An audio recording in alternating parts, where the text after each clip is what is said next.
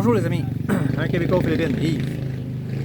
Pour faire suite à une vidéo qui a passé récemment sur la crise pétrolière, on traverse une autre crise présentement. Puis ça a rapport un peu aussi au pétrole. Puisque le pétrole est plus rare, coûte plus cher, le double du prix d'habituellement, souvent. Là, en ce moment, on traverse une crise de chaleur extrême. Beaucoup d'endroits, c'est 40 degrés, à part le taux d'humidité.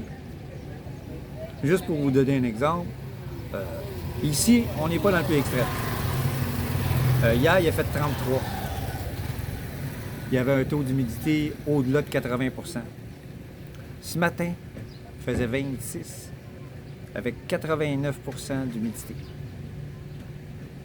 À 6 heures, il faisait 27 avec 93% d'humidité. C'est tellement humide que même si on est à l'abri du soleil, on sue. C'est fou. Je suis à l'abri présentement. Je sue. C'est fou. Je suis collant. À 5 heures hier, j'ai pris une douche. J'en ai pris une à 1 heure pour enlever le collant sur moi. À 5 heures, j'ai été obligé d'en prendre une autre. Puis à 8 heures le soir, j'étais encore collant. Même s'il n'y avait plus de soleil, le soleil se couche vers 6 heures. Puis j'étais à la terrasse.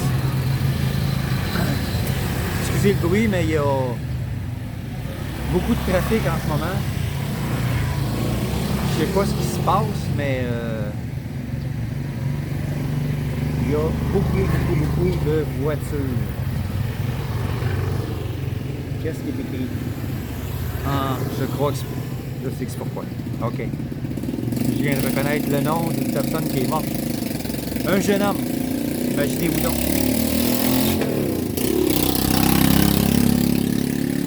Ça, c'est le véhicule officiel de la ville.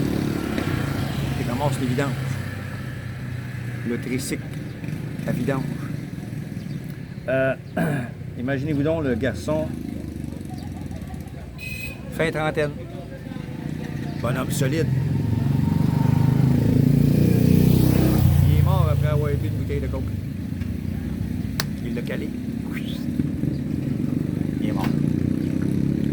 2 heures plus tard, il a bu ça, là. Il allait faire une sieste. 2 heures plus tard, ils l'ont trouvé mort.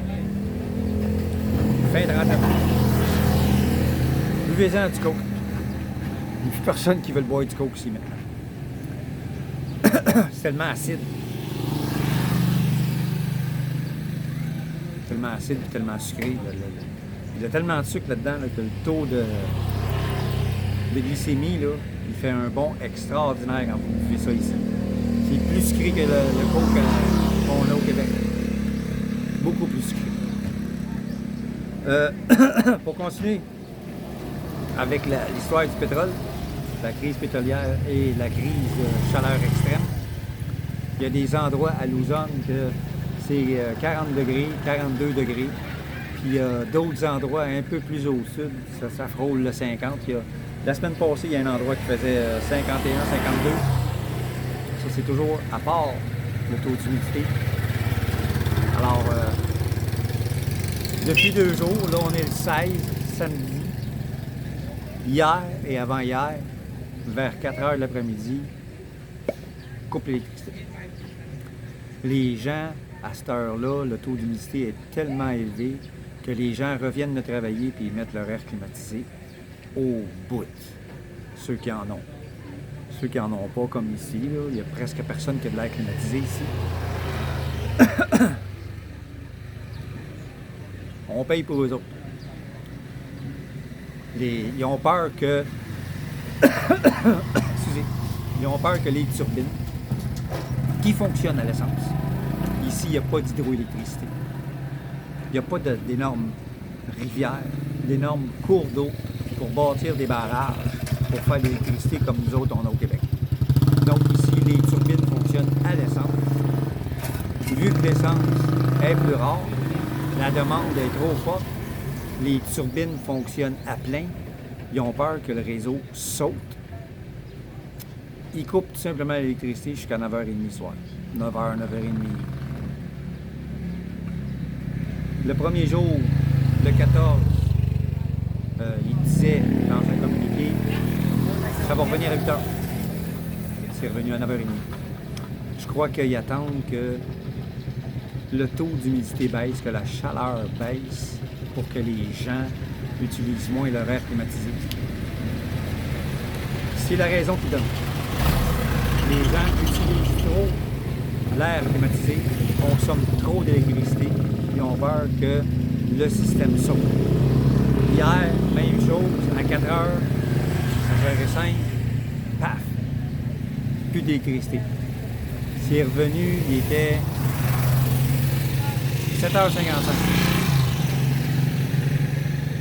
La belle-mère s'est précipitée sur la TV pour l'ouvrir. Aussitôt qu'on a eu l'électricité. C'est des comportements comme ça qui fait que les autorités décident de couper. Parce que les gens utilisent trop l'électricité pour toutes sortes de raisons.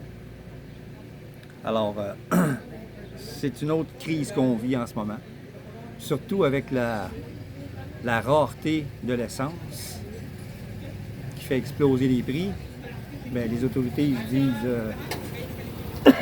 tant qu'à faire fonctionner notre réseau au maximum et risquer de le faire sauter, en plus du prix de l'essence que ça nous coûte pour le faire fonctionner, on va tout simplement donner un break à notre réseau. Ça va nous coûter moins cher l'électricité. Puis ça va peut-être dompter les gens. Ça fera rien. C'est pareil comme au Québec. Hein? On dit aux Québécois de moins consommer. Ça change pas. Ça consomme plus. Tellement contradictoire au Québec, les Québécois. Hein? Tu dis, fais pas ça, ils vont le faire 3 fois. Donc ici, c'est à peu près pareil. On lui dit de ne pas le faire, ils vont le faire pareil. C'est rebelle. Après ça, ben, ils se plaignent. Ah, pourquoi il n'y a pas d'électricité? Ça fait 3 jours, ça fait 2 jours en ligne qu'ils coupent l'électricité et qu'ils disent pourquoi. Et tu te donnes pas. Pose pas de questions. Ferme ta gueule puis endure. C'est tout. Pourquoi? Parce que ça, ils l'ont dit une fois, ils l'ont dit 2 fois. Ils vont probablement le redire aujourd'hui. Je suis sûr qu'on va avoir encore des coupeurs vers 4h de l'après-midi. Paf, ils vont couper l'électricité. Ça va revenir quand que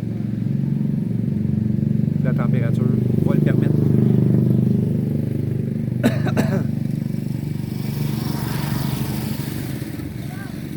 Si les anges n'ondent pas, ben ça va continuer. Tant que la chaleur tant que la chaleur baissera pas. Présentement, ça fait 2 tempêtes tropicales qui passent au large. À chaque fois, elle passe à côté de nous autres. Hier, celle que j'ai vue au large, en allant à l'océan, elle a touché Luzon à partir du nord ici, de Mindoro, Calapan, Batangas, ensuite, puis pas mal presque toutes les provinces sur l'île de Luzon. Là, ce matin, on était là à l'océan, moi et ma blonde, pour voir s'il y avait du poisson. Je lui ai dit, voici pas, il n'y en aura pas. Il y a quelqu'un qui l'a appelé, ah, j'ai des thons, viens chercher. On est allé, ils avaient vendu à quelqu'un d'autre.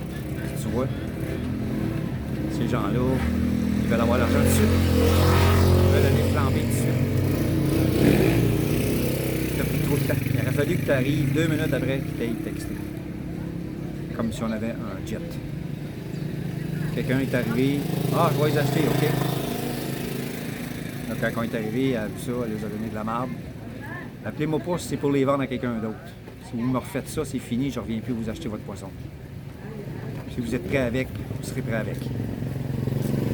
Donc, ce matin, ce matin, en allant, là, il y a des femmes qui sont venues s'installer à côté de moi, qui vont parler fort, qui vont me déranger. Ils s'en foutent. Aucun savoir-vivre. Aucun respect. j'ai vu une autre tempête à l'horizon. Puis même, ma blonde disait, ah, il pleut sur la montagne. Je dis, non, non, il pleut pas, c'est juste du brouillard. On est tôt le matin, là, c'est pas de la pluie, c'est du brouillard. Ça passe au large en ce moment. C'est très nuageux, il n'y a pas beaucoup de soleil. Il y a seulement des trous ici et là, dans les nuages. On a du soleil ici, du soleil là, puis tout d'un coup, oups, là-bas, il n'y en a pas. Fait que c'est ça. Cette vidéo, c'était pour parler de ça. C'est ce qu'on vit en ce moment. Donc, à la prochaine, les amis.